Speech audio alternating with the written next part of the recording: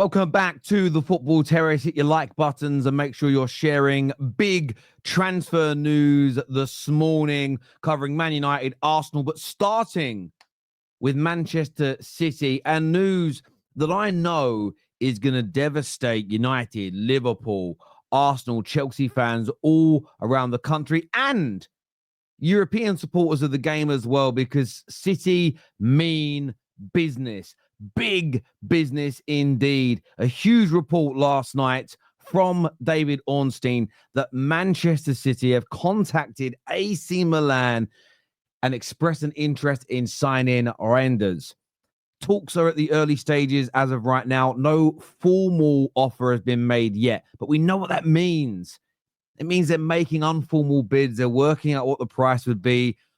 Man City hope the personal terms will be reached with the 26-year-old. This feels like it's going to happen. My gut feeling.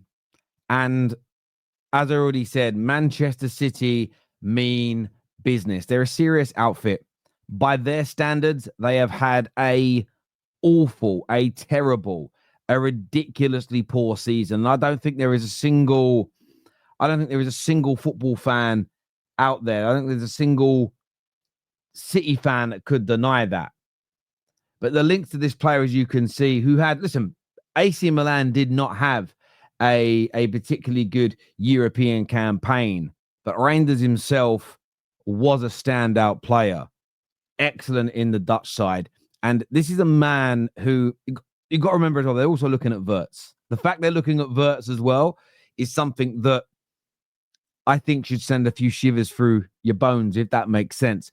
But he's a mobile central midfield player who has a propensity and a desire to move forward and break into that final third.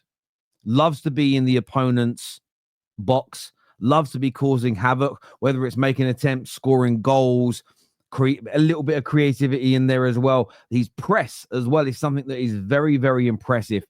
Is that a pun? I don't know if that's a pun. I'm just gutted.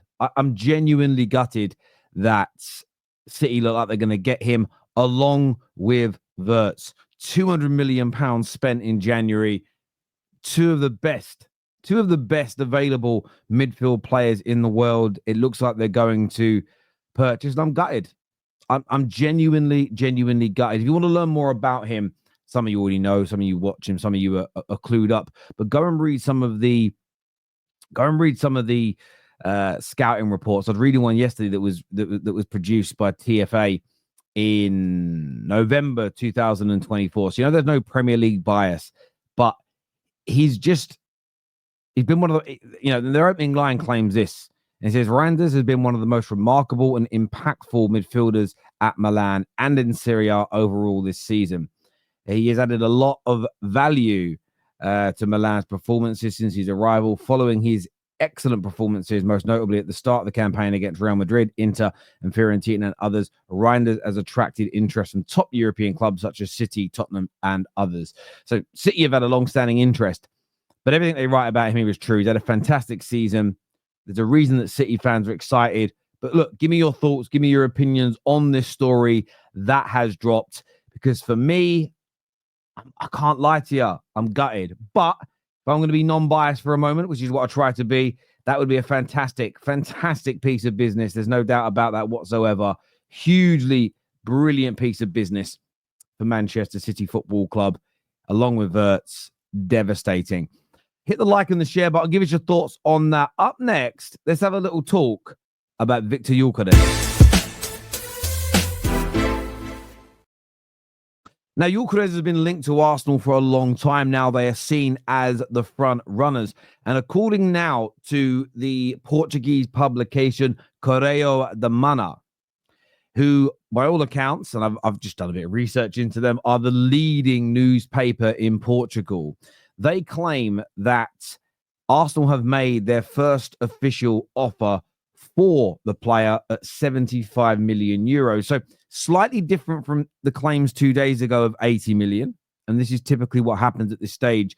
But that story is now being pushed. That story is now being reported in Portugal. He says, however, they fear Chelsea will submit a superior bid to beat them to the signature. So there is a thought here that Chelsea are not done in this race, that Chelsea may try to come out, may try to sign Viktor Gyökeres in the coming days, especially if they are able to confirm Champions League football, which I think is why Arsenal are seemingly pushing so hard. John Cross at the Daily Mirror yesterday reported that Arsenal will have to pay Viktor Gyökeres £200,000 plus a week to sign him, which they have told his agent they are willing to do. That, coupled with a number of other stories, a few others from South America claiming that the deal is essentially all but done. They are literally just crossing I's and dotting T's at this stage to get it over the line. But it does appear that this deal is getting closer and closer. And this was reported late last night as well in Portugal. It says the agreement between Arsenal and Sporting for the Gunners striker Viktor Gyökeres will be revealed at the end of the Premier League and Portuguese seasons. This is 80 million euros, so slightly different from Da Manha. He says they are discussing the length of the contract for 5 or 6 years with the player. Personal terms are all but agreed. It's just the length of the contract that they are finalizing now. But this is a deal. We spoke about this at large Monday and Tuesday right here on the terrace. I think it's imperative that Arsenal get this deal done and they get this deal over the line very, very quickly. The reason why I think that is because they're in a bit of a position now, Arsenal, where there is so much competition for strikers this summer. There really is. And if the reports are to be believed that Manchester United will sign Liam Delap over Chelsea, Chelsea are going to put their attention elsewhere. Now, yes, that Benjamin Šeško's on their list, but I think Viktor Gyökeres is higher. And Chelsea have a habit, Chelsea have a history of signing players that Arsenal and Liverpool and Man United and others want. They come in, they offer more money, they offer either more salary or longer contracts, and they have the ability to get those deals done. So I feel that it's imperative. And this report here from Pablo Oliveira claims it will be revealed at the end of the Premier League and Portuguese season. But if Arsenal are smart, I mean, their season's over. The Portuguese league ends this weekend. If they're smart, they need this tied up sooner rather than later. The biggest reason being to stop anybody else getting involved. But let me take a sip of my drink. The reports in Portugal, the reports in South America, multiple reports from the UK make this sound like it is very advanced indeed. What we are still waiting on as football fans, and I know a lot of people put stock in this, where is the Ornstein bomb? Where is the Jacobs cracker? Where is the big announcement from Fabrizio, the here we go? That always puts people's minds at ease. I understand why. But at this particular moment, you can even see the time on the screen that I'm recording it. It's 7 a.m. when I'm recording this. That is what the news is saying. So look, give us your thoughts and give us your opinions on that in the comments section below. Up next, I want to talk a little bit of Cunha. I want to speak a little bit of Cunha. We obviously know that he is very likely to join Manchester United. I'm just trying to find what I was going to put up on the screen about Cunha, and for whatever reason, it's not coming up. But Matheus Cunha to Man United, there's some updates to bring you on him coming up next. Now, Fabrizio Romano has said there's no change on Manchester United and Cunha deal. Talks remain ongoing with a positive feeling on both sides, which of course makes everybody feel that little bit more secure, that little bit happier from a Manchester United standpoint. Anyway, I certainly feel a little bit better knowing this. I really, really do. But we need to be mindful here, Man United fans, that there are other parties that are interested. There are other parties that are circling. And I have the same energy for Man United as I do for the situation with Arsenal and Gyokeres. Get it done and over the line. He says the deal remains at advanced stages, working on the details of the agreement. Now, yesterday, what we saw in relation to this deal was a lot of talk about Manchester United potentially paying £4 or £5 million above the asking price so they can spread the cost over the course of the deal. Actually, an update just in from Fabrizio's YouTube also says Man United are in a very positive talks with Cunha as well. They're discussing the details of the agreement with the player, and then they'll meet with Wolves to find a solution over the payment structure of the clause. So it does appear that the reports from South America are very accurate, are very true. It just does appear that way in relation to the payment structure and Man United trying to spread those payments out. And I think it's important. I think it's an important thing that Man United do, and I'm actually quite impressed with it. Not everybody is. Some people are a little bit. Some people are a little bit sort of frustrated with it. Some people are a little bit. How do I say this in the right way? Well, why are we paying over the odds? They are not seeing the wood for the trees. Manchester United are doing this because rather than spending £62 million of our budget outright straight away, you spend 13 million.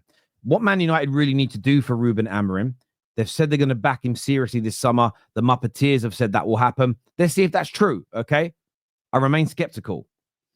If they're going to do that, though, they probably need to spend a budget and a half. The whole summer budget plus maybe even half of next year's. How do they do that? How do they do that in reality with next year's budget not earned yet?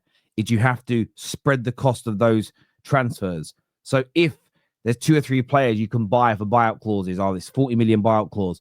If you offer a club 45 million, but you spread the cost over 5 years, yes, you're slightly paying more than players are worth, but it's a way of expediting the situation. The selling club don't mind because they get to declare all sales as instant income anyway, because they're from secured creditors.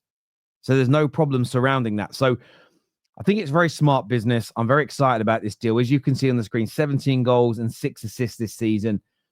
Decent shot shooting accuracy, good conversion rate levels as well.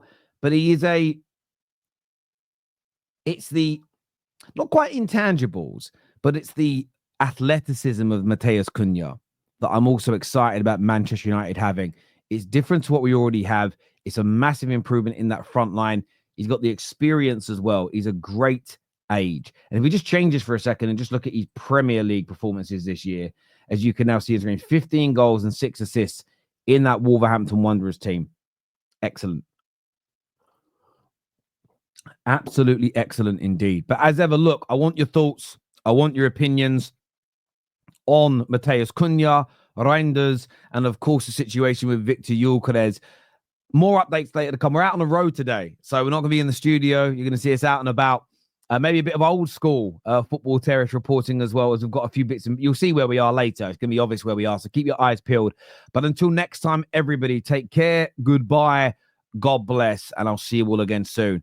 Peace!